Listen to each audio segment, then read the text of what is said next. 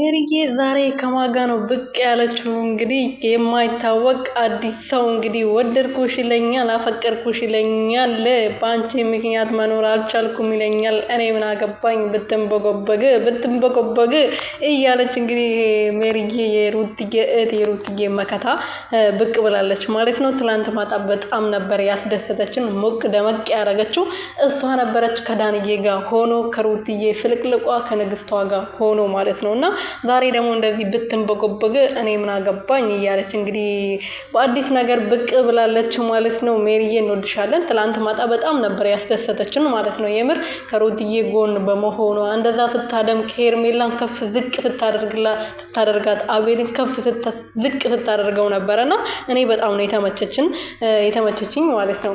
ሰላም ቤተሰብ እንዴት ናችሁ? ደህና ናችሁ ወይ? እኔ ያለው ፈጣሪ ይመስገን። በያላችሁበት ሰላማችሁ ብዝት ትርፍርፍ ይበልልኝ።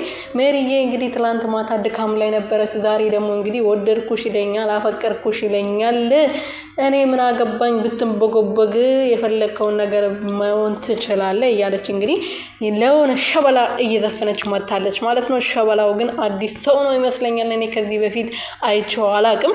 ያው ባሏም ፍቅረኛውም ሊሆን ይችላል፣ አይታወቅም። ሜሪዬ እንግዲህ ድብቅ ነገርማ አለ።